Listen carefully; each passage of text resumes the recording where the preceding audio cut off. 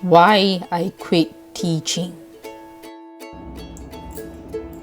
Hi guys, welcome back to my YouTube channel, and in today's video I'll be covering the reasons why I quit teaching. Alright, so first up, stay tuned till the end of the video if you want to find out all the reasons, alright, that I've got lined up for you. So yeah, first up, one of the main reasons was because of the disciplinary issues that I had to face and I had to deal with on a daily basis.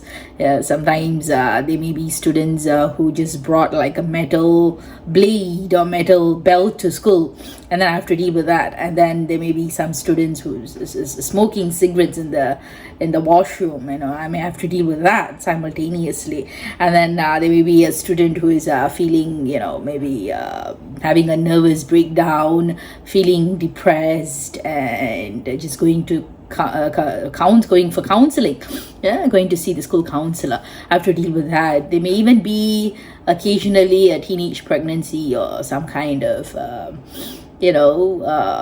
familial abuse or familial background issues. Then there are those sometimes I may even have to deal with special needs students. So it's already teaching itself being a tough job. On top of these, I had to deal with disciplinary issues for which I really wasn't ready, or rather I would say I wasn't cut out. I have to admit, I wasn't cut out to deal with such disciplinary issues, because all my life I've been a soft-spoken, this very nerdy, this very bookwormish kind of student, and then suddenly I'm required to be fierce. Yes, I can fake it for a while, but day in, day out, I had to pull a long face. I had to go in with this persona that I am very strict, that I'm very fierce. I can fake it for a while, but at the end of the day, sometimes my real self just, says, hi guys, hi students, and then I smile.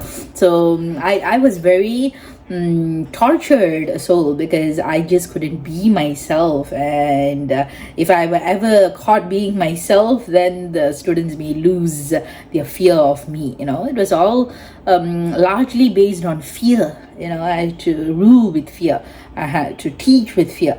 But I would rather, in my own personal preference, I would rather deal with students without having them to fear me.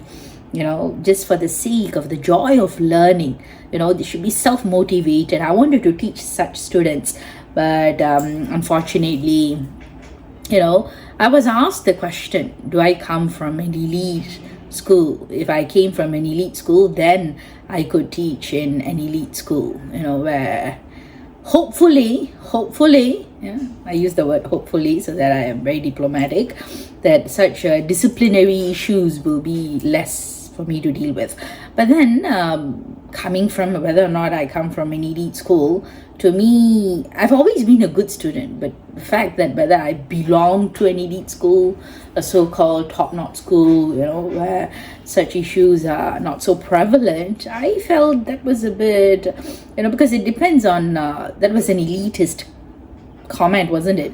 Because if you look at my familial background, my parents were immigrants, and they are the first generation immigrants, so they were, they had to be very frugal in terms of how much money they spent. And of course, they wanted to give us a quality education. They wanted to send us to university and give us a world-class education and all that. But by and large, does it really matter what kind of school you belong to? Isn't it good enough if you're a good student with straight A's? So yeah, I was one such student, and unfortunately, a bit gullibly, I expected the same from my students, for them to be self-motivated. You can be weak in academics, but you should want to learn. You should want to improve yourself. You should be self-motivated. I always tell my students, I can bring the horse to the well, but I cannot make it drink the water.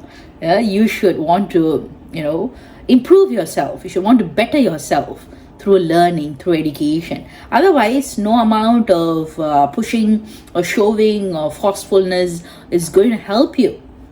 You get what I mean? So this is partly a motivational talk. So I'm partly a list of reasons as to why I quit teaching. But I tell you, I'm a lot happier now because I still get to do what I always wanted to do, which is to teach. But as a tutor, I don't have to deal with as many disciplinary issues, if at all any, because the students that come to me, or rather that I'm able to find, are self-motivated by and large. Of course, there are a few once in a while who come to me because of their parents' compulsion. They just hear because their parents wanted them to learn. But then I can still motivate them because they're not giving me the kind of disciplinary issues that I used to face in the schools. So by and large, it's a much more pleasant and pleasing and enjoyable job, if I may say, at least for me. The tutoring, I love tutoring. But when it comes to teaching, I cannot say the same, because not only did I have to deal with all these disciplinary issues for which I was not cut out for, I also had to deal with mixed ability learners. That means students who were not the most academically inclined, if I may put it. And that's all right. Even now I tutor some students like that, a few students like that.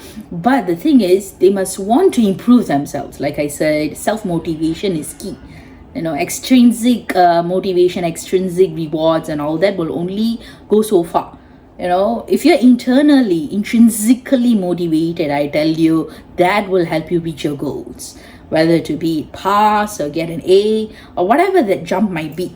So yeah, I felt it was a very challenging, because disciplinary issues is being one of the reasons, and then being academically disinclined being another reason, and then they both combined together. I don't actually want to mention like the section or the academic caliber specifically of this particular class of students that I was put into or placed into, but I tell you, I just got the shock of my life.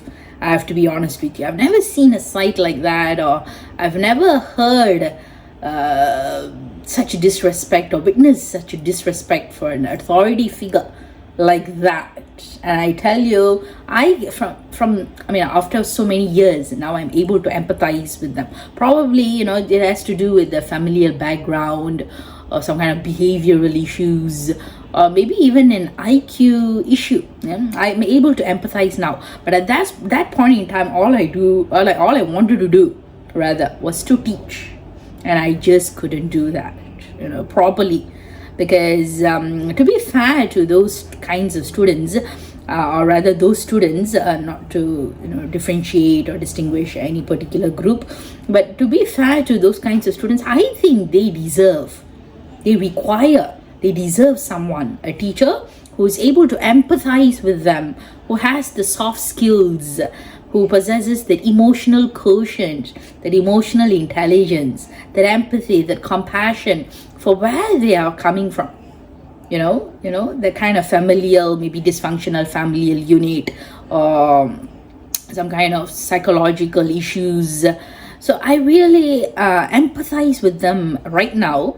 But at that point in time, it's very difficult for me, because given the kind of student that I had always been, I've always been somebody very good at book smarts, and a very bookish kind of student. So I expected the same from my students, but looks like, the system, there's a saying, right? The system always fails.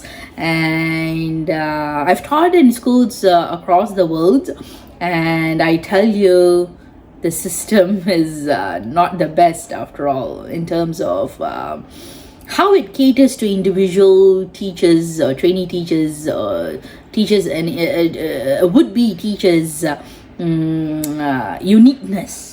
Because you can't just plug, everybody, any teacher anywhere and then expect them to adapt. Because I'm a soft-spoken person. I've always been. Of course, over the years, I've become a social butterfly. But when you talk about my earlier years, I was not like this. I was rather introverted, shy, but I had the technical knowledge to teach. I knew my facts. I had the academic ability to teach. And that's exactly what I'm doing right now. That's exactly what I'm doing right now, because the students that come to me are largely self-motivated right now. As a tutor, I get to cherry pick or rather I have the privilege of cherry picking my students, and they too of course have the privilege, my students too have the privilege of cherry picking.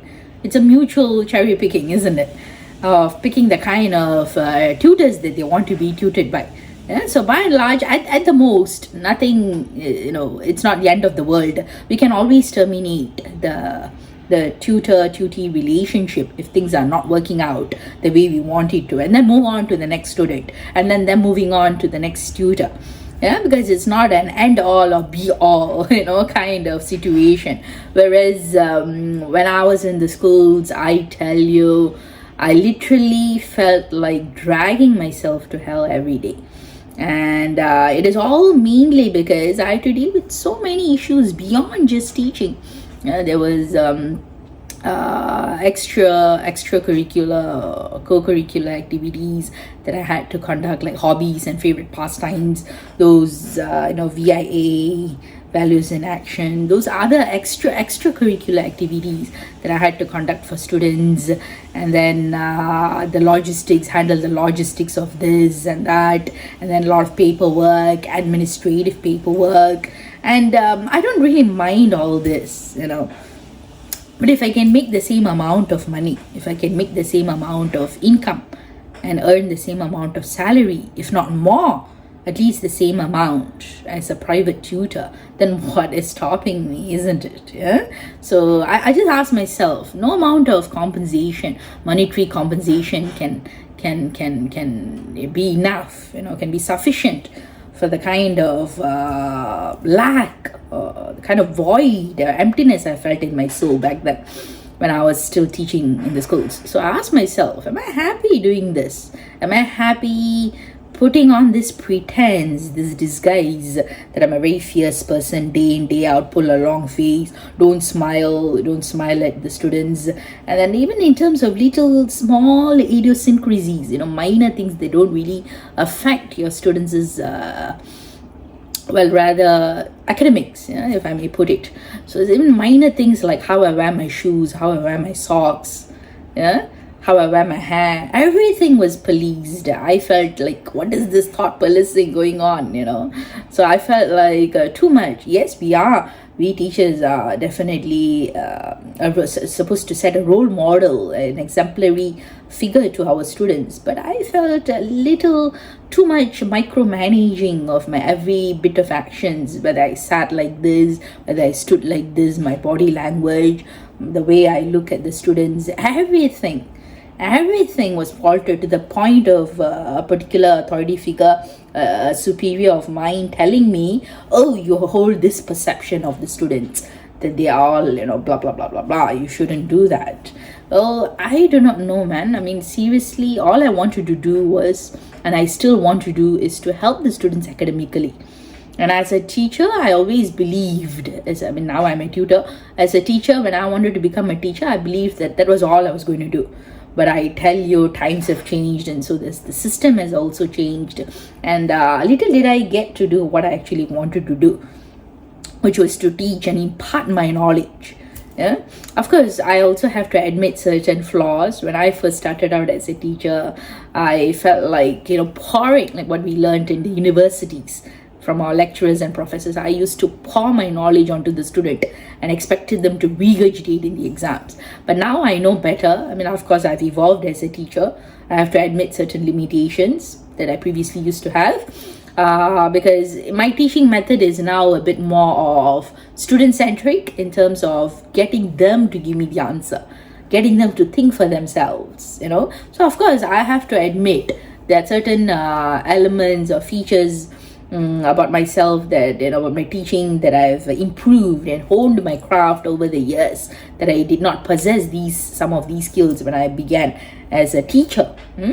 But by and large, it is the disciplinary issues that really broke the deal for me, because what is the price of freedom, man? I was asking myself, what is the price of freedom? Even if it is a very pricey, hefty sum, I do not mind, The price of my freedom was just standing there between me and the road to my entire independence and autonomy. So I just told myself, no matter how pricey it is still worth it. At the end of the day, I get to be myself and not have to pull a long face day in, day out, and then pretend to be fierce and snap at the students just to keep them being afraid of me, being fearful of me. And then I realized some people are naturally inclined for that. They don't mind pretending, or rather, that is their personality. So I always felt that this having a gregarious and pleasant and friendly personality, is that a stumbling block? Should that be an obstacle to prevent you from being a teacher? I mean, from the individual's point of view, from the individual teachers or trainee teacher's point of view, should that prevent you from qualifying to be a good teacher? So whose fault is it? I'm not blaming any particular individual or particular group of students.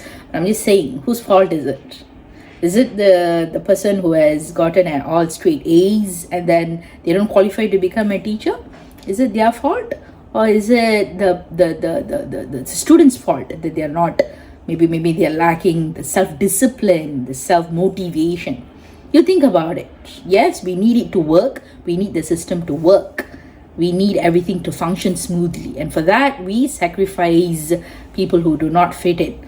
And speaking of people who do not fit in, I've always thought myself as a square peg in a round hole. Let me be honest with you. So any kind of system, regardless of whether it's a school or a corporate world, I will not be able to fit in. I finally realized that after a lot of trial and error, because I'm somebody who values my individuality, my uniqueness a lot, my idiosyncrasies. I just love them.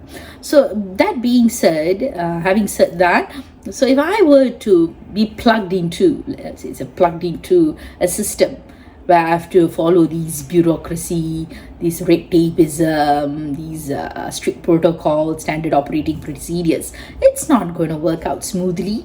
I'm just going to stick out like a sore thumb, is it not? So then all this about myself, I never knew while I was still in uni. It's only when I went for teaching in the schools that I realized about myself. So life is all about a learning journey, Coming back to the motivational aspect of today's talk, life is just like a learning journey. You might want to try certain things out for yourself and then learn, be it a career, relationship, or whatnot. You might want to put yourself in that situation and see if it works out for you or not. And if it does, then good. If not, you learn something from that, from being in those circumstances. No amount of peer pressure or following the herd mentality is going to help you, because what works for another person may not work for us, and vice versa. What works for you may not work for another person, is it not? And this is especially true of careers, because one of the most important decisions you'll have to take in your life is choosing a career, is it not? And I'm so glad that in my limited lifetime, that I managed to find something that I really enjoy doing, and that is, I do not actually mind the pay. So I feel fulfilled, I feel rewarded, and I feel like I found my niche. So that is tutoring, and I'm really glad for the kind of students that I'm able to tutor, and for the kind of improvement that I'm able to show in my students' works, because all I now have to deal with is their academic results and academic learning. And I'm really thankful to God for that. And I'm really thankful to everyone who believed in me and supported me until I found this particular niche area, which is tutoring students.